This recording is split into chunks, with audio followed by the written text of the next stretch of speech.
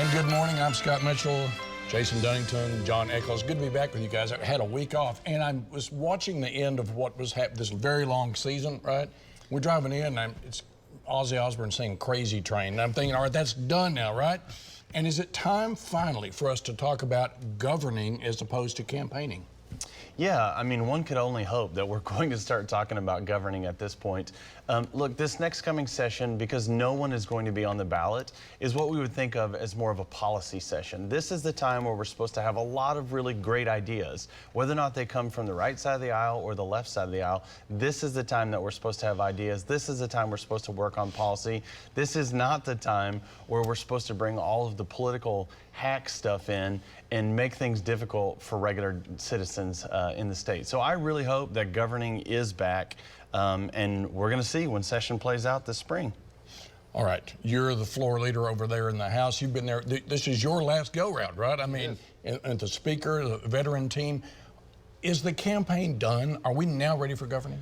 Well, I think we always are in the Oklahoma House. We've been serious about policy over the last 6 years that Speaker McCall has been Speaker and I've been his floor leader.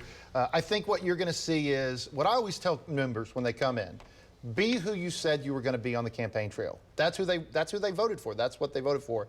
Our members ran on serious policy platforms, things like cutting taxes, empowering our education system, empowering parents, pushing back on radical agendas that are coming down from Washington, D.C. That's what you're going to see the Oklahoma House do. So, yes, I mean, we're going to do what we always do. We're going to be the adults in the room. I think we're going to get the exact same thing from the Oklahoma Senate. They're going to do a great job. They've got their policy ready to go. Yeah, I think it's going to be a great 2 years. Okay. One of the things that when my week off, I was watching a lot of news, and I see in December, as we've talked about for many years, these bills that come out, these press release bills that have got no chance of ever passing, but yet the media fixates on them because that's what they're designed to do, is get media attention. Is that an impediment to governing? You know, is it an impediment to governing? No, but I think it's an impediment to trust in government.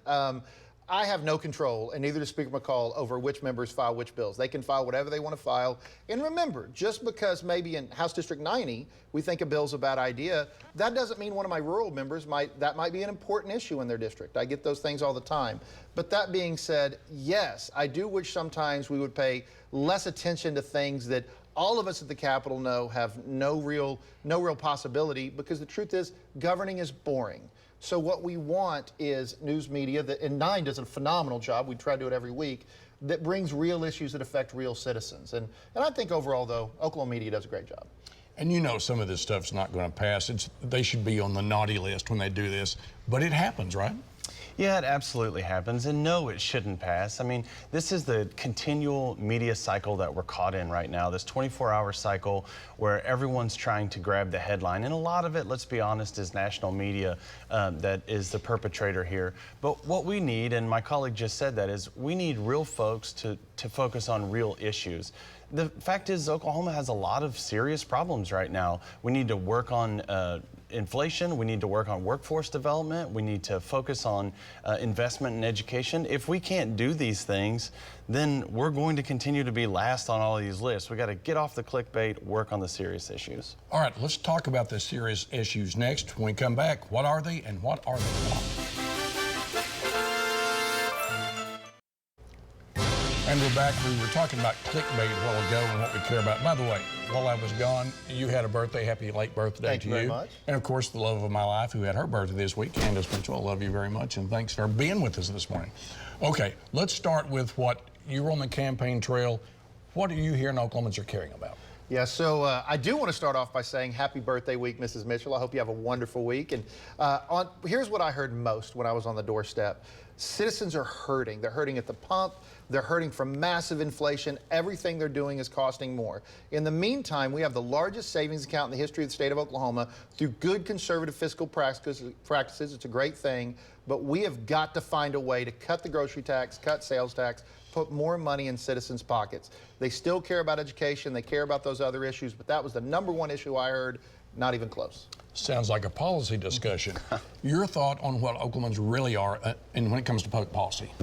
Yeah, I really think that two things that we have to focus on are workforce development and continued investment in education. And as far as I'm concerned, those two things are tied together. The more we invest in our public education system, the more we're going to benefit when it comes to workforce development. If we're going to train the workforce of the future, and let's face it, jobs are changing right now, and we need our education system to change with them. So focus on investment in education, focus on respecting our teachers and people in public service, and we'll get the workforce development that we really need in order to continue to grow our economy in Oklahoma. You know, one of the things that pollsters and pundits and television people, they talk about issues that, you know, are popular. Sometimes the public doesn't share. There's no synchronicity on those. My question to you is, what is it that they don't care about that we're spending too much time talking about? Well, I think the issue is nuanced, because I could say that the public doesn't care about a lot more new gun laws. I do think the public cares about their 2A rights, and I do too, but responsible 2A rights. We don't need more laws that are moving in the wrong direction when it comes to that. I could say that most Oklahomans don't care about legislation that hates on gay children. I do think that there are many Oklahomans that their religious values are important to them. That is an issue, but they don't want to see a bunch more hateful legislation when it comes to that. And finally, I would say on taxes, there's going to be a lot of talk about cutting taxes. We can do that in a responsible way, or we can just across the board cut them. We need to do it responsibly if we're going to do it. Make sure that it makes sense now and in the future. So we care not about what? Yeah, so I disagree with my colleague on most of that stuff. I think we care greatly about those issues.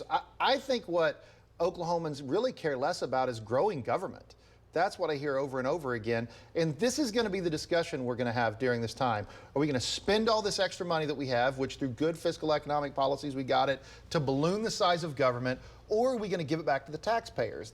There's going to be tons of issues with all different new ways to spend your money. We can invest in things like education, infrastructure, targeted investments, but not things that are going to be long-term, taking more money away from the citizens when we're funded in a way we've never been on the state level. All right, thank you both. See this again at news9.com/YourVoteCounts. Follow me on Twitter @NeutralTalks.